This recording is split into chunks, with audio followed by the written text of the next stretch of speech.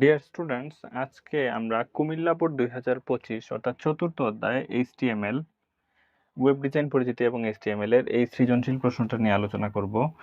তো এখানে দেখো, দৃশ্যকল্প একে একটা পিকচার দেয়া আছে এবং দৃশ্যকল্প 2 এর মধ্যে কিছু টেক্সট লেখা আছে, সেটা আসলে আমি লিখি নাই, কারণ এটার মধ্যে শুধু এইটাই হচ্ছে ম্যাথ। আর এটা ম্যাথ না, এটা টেক্সট রিলেটেড পড়া, থিওরিটিক্যাল, এটা তোমরা পড়ে ফেলতে পারবা, যার কারণে এটা লিখি নাই। আমি এটা সলভ করে দেখাবো, যে ম্যাথটা আছে এটা সলভ করে দেখাবো। তো দেখো, প্রথমে যেটা লেখা আছে, স্টাইল অ্যাট্রিবিউট কি। এইচটিএমএল ওয়েব পেজের বিভিন্ন এলিমেন্টের ডিজাইন করার জন্য যেটা ব্যবহার করা হয় সেটাই হচ্ছে আসলে স্টাইল অ্যাট্রিবিউট, মানে ডিজাইন করার জন্য। স্টাইল মানেই তো ডিজাইন। বিভিন্ন ওয়েব পেজের বিভিন্ন এলিমেন্টের ডিজাইন করার জন্য যে অ্যাট্রিবিউট ব্যবহার করা হয় সেটা স্টাইল অ্যাট্রিবিউট।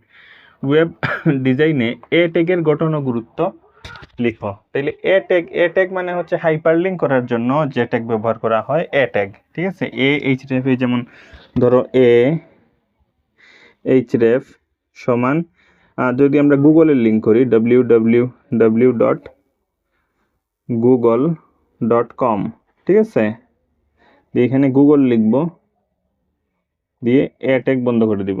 তো এইচটিএমএল এগুলা বইয়ের মধ্যেও দেয়া আছে, তারপর আমি বলে দিচ্ছি একবার, বই থেকে তোমরা দেখে নিবা ভালো করে, যে ওয়েব ডিজাইনে এ ট্যাগের গঠন ও গুরুত্ব। এ ট্যাগের গঠন হচ্ছে এরকম, এ ট্যাগের গঠন ও গুরুত্ব এটা হচ্ছে হাইপারলিঙ্ক করার জন্য ব্যবহার করা হয়। এখন আমরা ম্যাথমেটিক্যাল যে কোয়েশন সেটাতে আসি।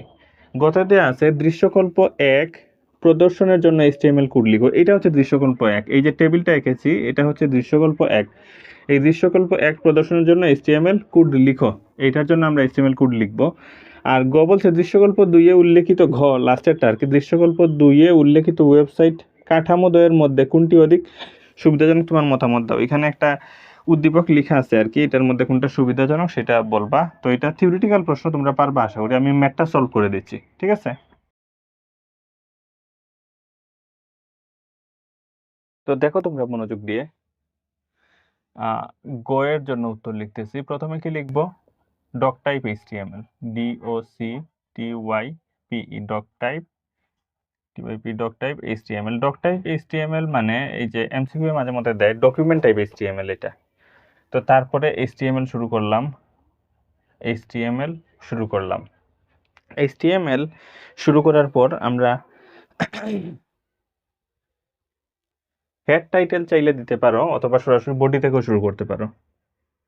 বডি, হেড টাইটেল চাইলে দিতে পারো, আবার সরাসরি বডি থেকেও শুরু করতে পারো। সরাসরি বডি থেকে শুরু করলেও হবে, ঠিক আছে। বডি, বডি দিয়ে দেখো উপরে একটা লেখা আছে যে টেস্ট এক্সাম রেজাল্ট। এটা টেবিলের উপর কি এই যে লেখা আছে, মানে এই যে রেজাল্টটা, এই রেজাল্টটা হচ্ছে টেস্ট এক্সাম রেজাল্টের রেজাল্ট আর কি এটা। তাইলে এটা একটা শিরোনাম, টেবিলের উপর যেটা দেয় এটাকে কি বলে, শিরোনাম বলে। তো আমরা লিখবো ক্যাপশন, CAPTION, ক্যাপশন, ঠিক আছে। ক্যাপশন, ক্যাপশন ট্যাগ দিয়ে লিখবো test exam result, test exam result, RESULT, result দিয়ে ক্যাপশন ট্যাগ বন্ধ করে দিব, ক্যাপশন ট্যাগ বন্ধ করে দিব। তারপরে এখন আমরা বডি লিখবো, ঠিক আছে, টেবিল ট্যাগ লিখবো, যেহেতু এটা একটা টেবিল না সেজন্য টেবিল লিখবো, TABLE, টেবিল। বর্ডার সমান 1, যা আমরা লিখি সবসময়, টেবিল বর্ডার সমান 1। আর সেল স্পেসিং,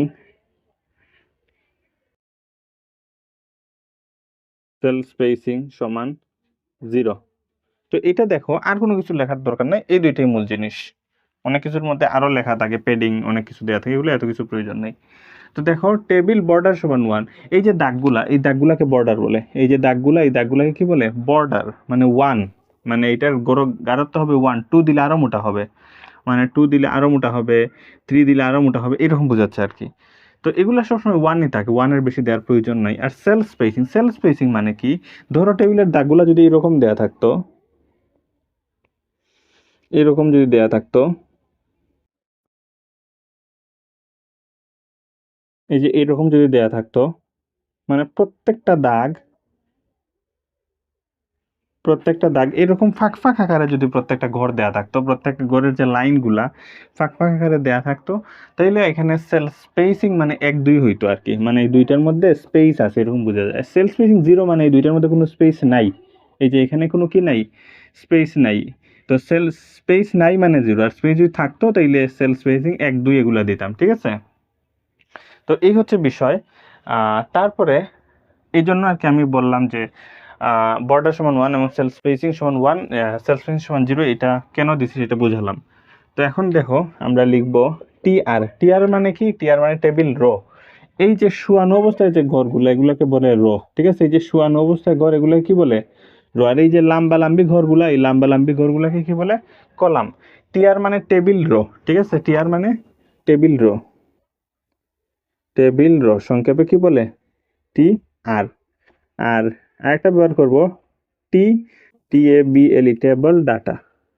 টেবিল ডাটা মানে টিডি, টেবিল টিডি টেবিল ডাটা, অথবা এটাকে টেবিল কলামও বলা যায়। এটাকে কি বলা যায়? কলামের জন্য এটা আমরা লিখি।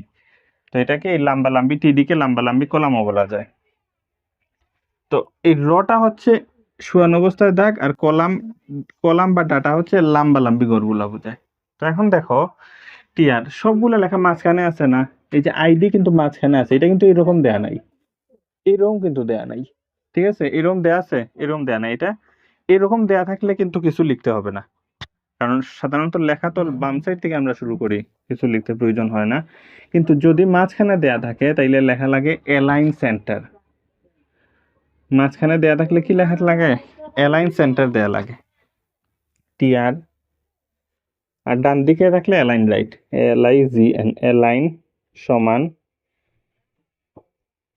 সেন্টার, ঠিক আছে। অ্যালাইন সমান কি দিতে হবে? সেন্টার। এটা দিলাম, দিয়ে এখন আমরা টিডি করব। টিআর এর ভিতর যেমন একটা রোর ভিতর, এই যে ধরো এই একটা রো ড্রয়িং করলাম, ধরো আমি আবার এই আরেকটা রো ড্রয়িং করলাম।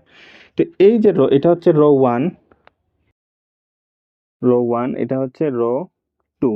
তাহলে এই রোর ভিতর দেখো আমি ধরো বক্স দিলাম, তাহলে এই যে প্রথম রো, প্রথম রোর ভিতরে কলাম কয়টা আছে? এটা হচ্ছে রো 1, ঠিক আছে, রো 1। এদিকেও লিখলাম এদিকেও লিখলাম। লম্বালম্বি ঘরগুলাকে বলি কলাম, তাহলে কলাম 1, কল 1, কল 2, কল 3।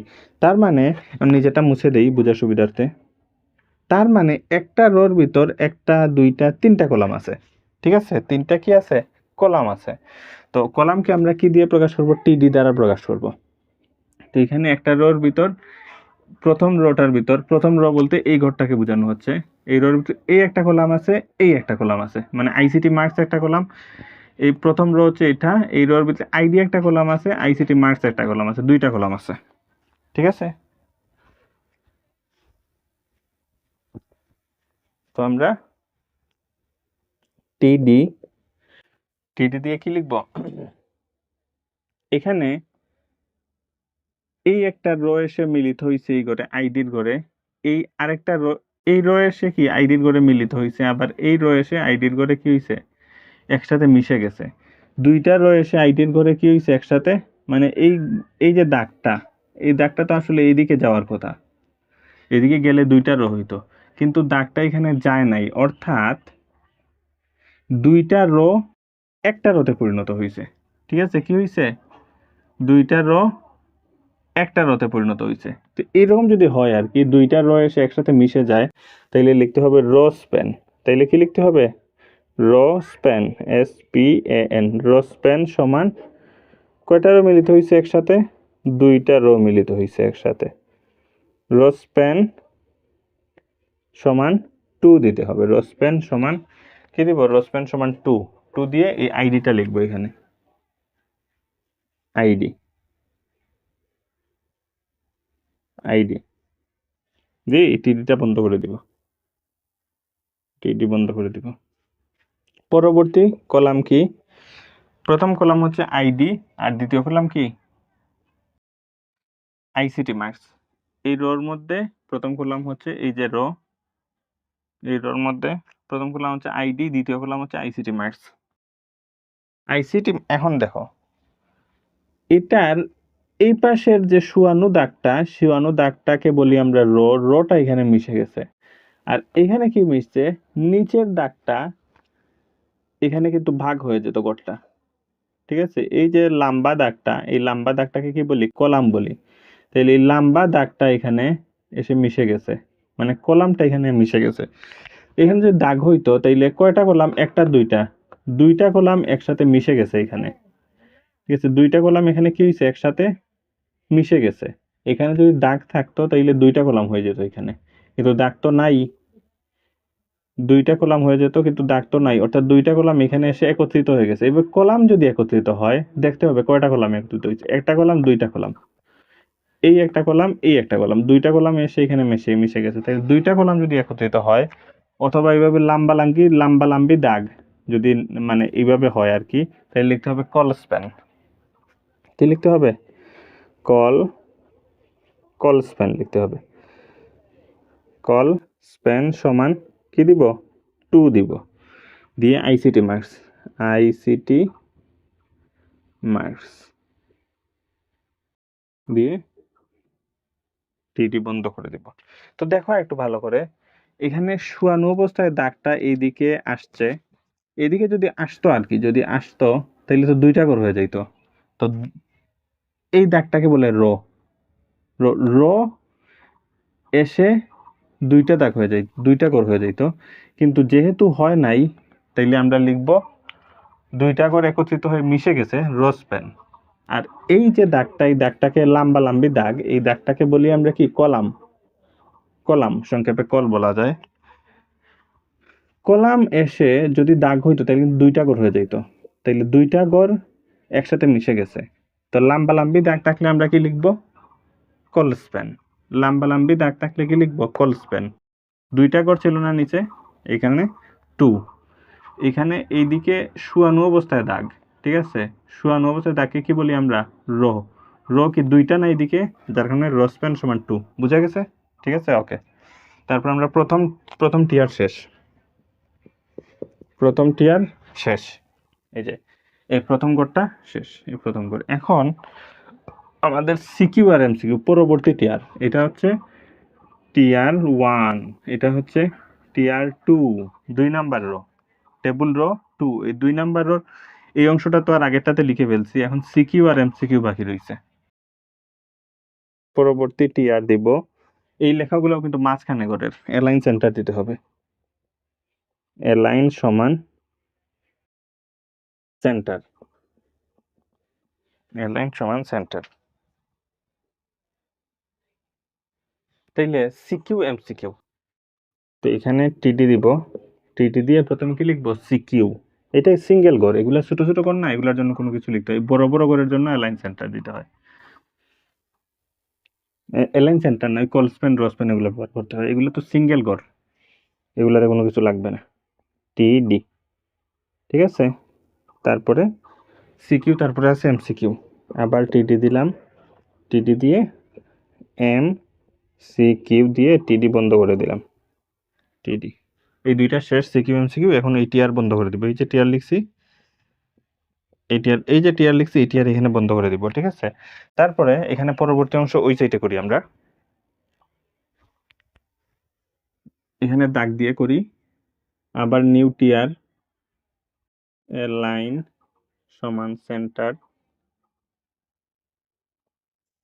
টিডি, টিডি এ 901, এ 901 দিয়ে টিডি বন্ধ, এই যে এই টিডি, পরে এই টিডি লিখবো, টিডি 40 দিয়ে টিডি বন্ধ, পরে কি 22 আছে, 22 টিডি বন্ধ, তার মানে এই টিয়ার শেষ, ঠিক আছে। এই টিয়ার, টিয়ার নাম্বার 3, এই টিয়ার শেষ। তারপরে কি পরবর্তী টিয়ার, এটা এই লাস্টের ঘরটা লিখবো, N902, এটা অ্যালাইন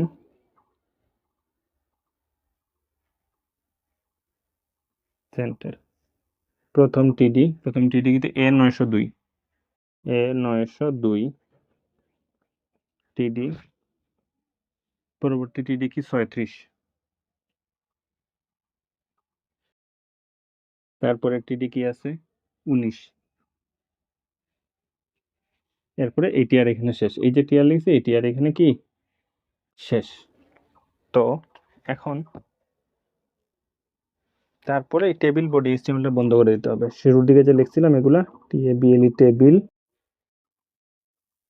বডি এবং HTML এই বন্ধ করে দিতে হবে। এখন কি শেষ। তো এই যে দেখো, এই হচ্ছে আমাদের টোটাল কুমিল্লা বোর্ড 2025 যে টোটাল উত্তর, সেটা HTML লেখাটা নিচে জায়গা হয় নাই, যার কারণে একটা টান দিয়ে ওই পাশে লিখছি। তো ঠিক আছে, আশা করি তোমরা বুঝতে পারছো এই টোটাল ম্যাথটা কুমিল্লা বোর্ড 2025।